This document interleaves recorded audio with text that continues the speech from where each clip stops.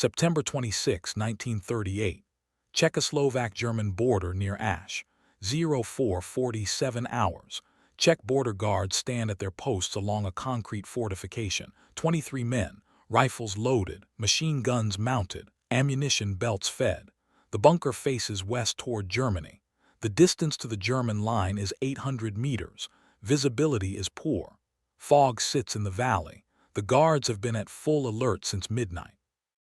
They received orders at 23:00 the previous evening. Mobilization, defensive positions, await further instruction. No instruction has come. The radio is silent. The telephone line is connected but unused. The guards do not speak. They do not smoke. They watch the fog. Behind them, 3 kilometers east, a regiment waits in assembly areas. Artillery is positioned. Tanks are fueled. The Czech army is mobilized. 36 divisions, 1 million men. The German army is mobilized on the opposite side. 40 divisions, 1.5 million men. The guards at the border wait. The fog does not lift. The silence holds. The expected signal does not arrive. The fortification is part of the Czechoslovak border defense system, constructed between 1935 and 1938, modeled on French and Belgian designs. Reinforced concrete, steel doors. Observation slits, firing ports. The position overlooks a road and rail crossing. The crossing is closed. Barriers are down. No traffic has passed since September 24. The guards belong to a border regiment of the Czechoslovak army. They are regular soldiers, conscripts and professionals. Ages range from 19 to 34. They have been stationed here since August. Tension has been building since May. The Sudeten crisis. German demands, Czech refusal, negotiations, threats. On September 23, partial mobilization was ordered. On September 24, full mobilization. The guards were told to expect German military action. The expectation was not vague. Intelligence reports indicated German formations moving toward the border. Reconnaissance observed troop concentrations. Artillery deployments. The Czech General Staff assessed that an attack was imminent. The border guards were instructed to hold their positions, return fire if fired upon, do not initiate contact, await orders from command. The orders would come by radio or telephone. The communication systems were tested. They functioned. The guards waited. Across the border, German forces were in position. The guards could not see them through the fog, but they knew they were there. Doctrine stated that if German forces crossed the border, the guards would engage. If the crossing was in force, the guards would delay and withdraw to secondary positions. The regiment behind them would counterattack. The plan was clear. The execution depended on the signal. The signal did not come. The guards were trained for this scenario. Border defense. Fortified positions. Interlocking fields of fire. The bunker housed a light machine gun, 6 rifles, and 1 anti-tank rifle. The machine gun was a ZBVZ-26, standard issue, 7.92 mm. The anti-tank rifle was a Panzerbuch 38, effective range 400 meters. The guards knew their sectors. They had rehearsed. The machine gunner had fired practice bursts. The riflemen knew their ranges. The anti-tank gunner had identified likely approach routes. The training emphasized discipline, hold fire until ordered, conserve ammunition, target officers and crew-served weapons first. The doctrine was defensive. The Czech army was not designed for offensive operations against Germany. It was designed to hold, to delay, to force Germany to commit resources, to buy time for French and British intervention. The guards understood this. They were the first line. If war came, it would begin here. The procedure was established. German forces would be observed crossing the border. The observation would be reported. Higher command would assess. If the crossing was a probe, local forces would repel it. If the crossing was an invasion, the order to engage would be transmitted. The guards would fire. The regiment would move forward. The war would begin. The guards waited for that order. They had been waiting for 3 days. The tension had not decreased, it had increased. Every hour without orders was another hour of uncertainty. The guards did not know why the order had not come. They did not speculate aloud. They waited. The expectation was clear. The war would start, the signal would come, the guards would fire. The machine gunner rested his hand on the grip. The anti-tank gunner watched the road. The riflemen scanned their sectors. The fog remained. The silence remained. The signal did not come. At 0503 movement. The fog shifts. A shape appears. Vehicle German Kübelwagen light reconnaissance car. It stops at the German barrier, 800 meters distant, visible through the observation slit. The machine gunner sees it. He does not fire. He looks to the sergeant. The sergeant does not give the order. The sergeant looks to the telephone. The telephone does not ring. The vehicle remains stationary. 30 seconds, 1 minute. The machine gunner's finger rests outside the trigger guard. The anti-tank gunner shifts position. He does not aim. The vehicle turns around. It drives back into the fog. It disappears. The guards do not fire. The sergeant does not report the sighting. The telephone remains silent. The guards resume watching. No order is given. No shot is fired. The moment passes. The guards do not understand. A German vehicle approached the border. It was within range. Standard procedure required reporting. The sergeant does not pick up the telephone. He does not explain. The guards do not ask. Military discipline holds. They wait. At 0600, the fog begins to lift.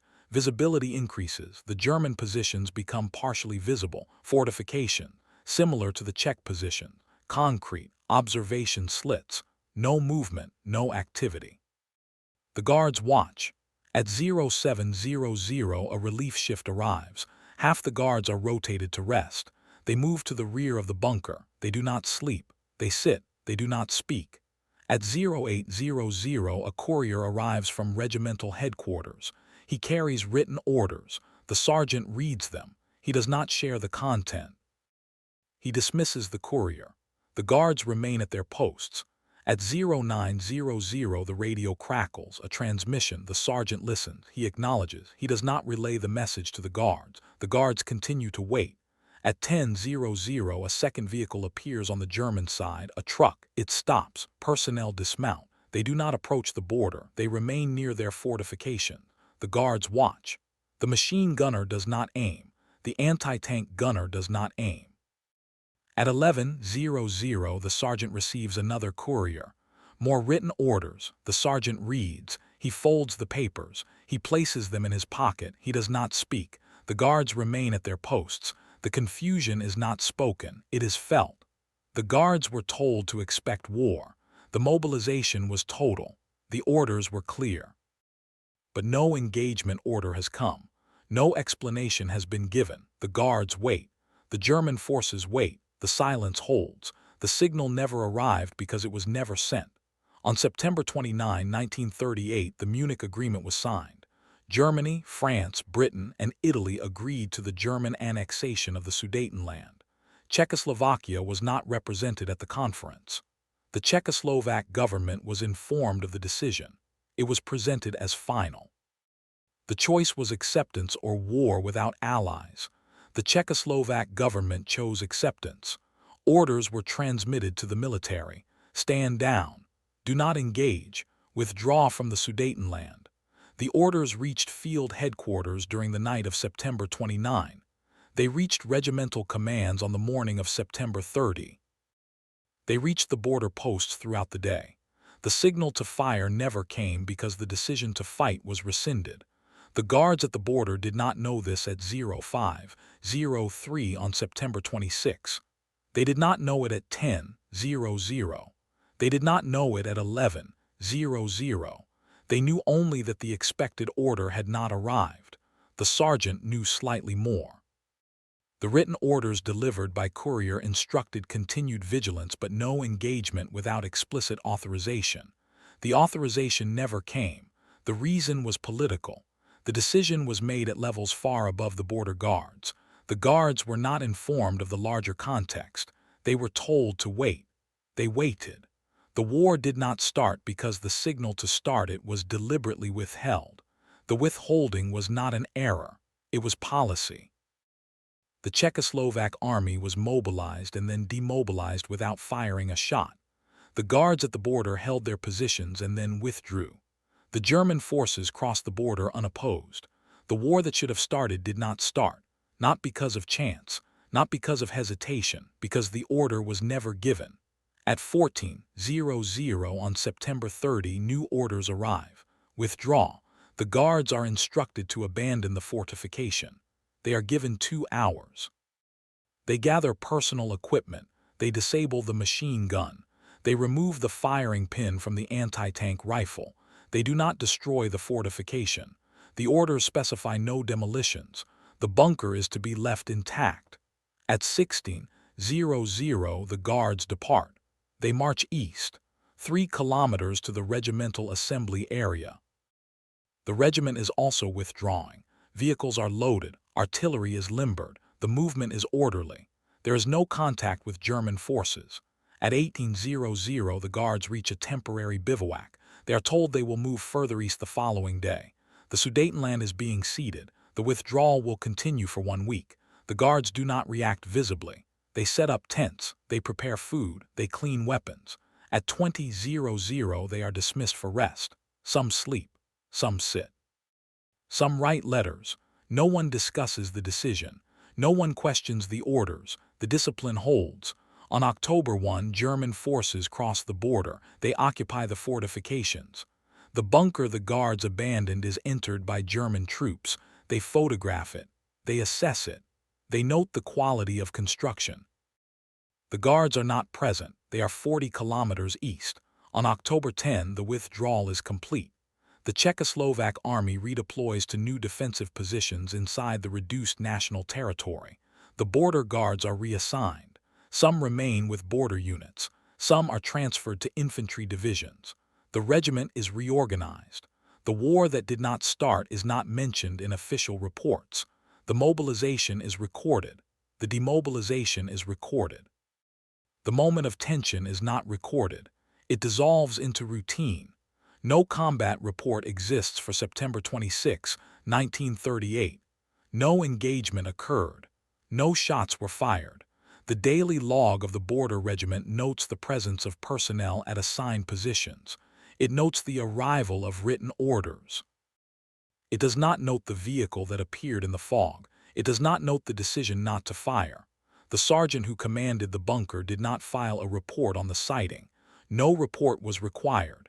The sighting did not escalate. The guards who were present did not record their experience in official documents.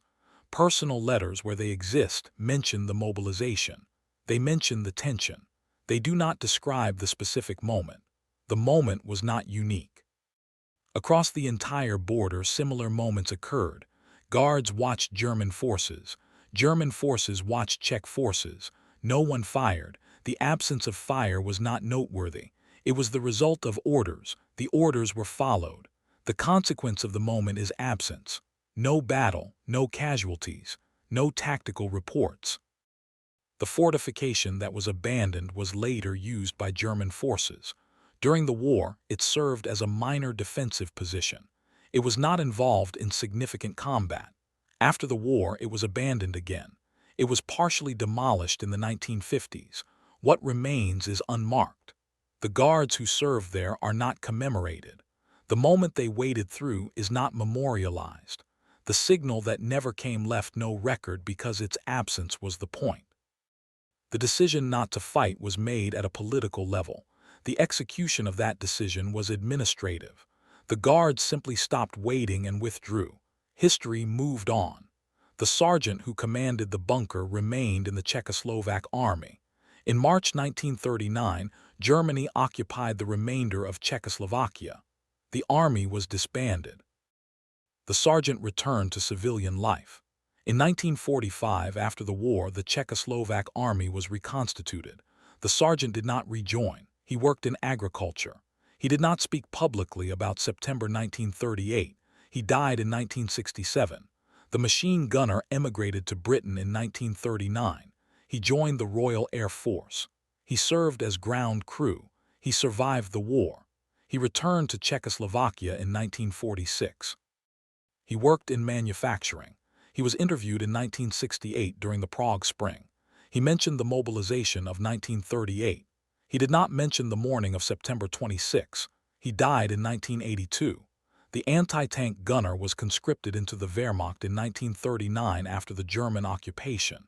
He served on the Eastern Front. He was killed in 1943. No letters or personal records survive.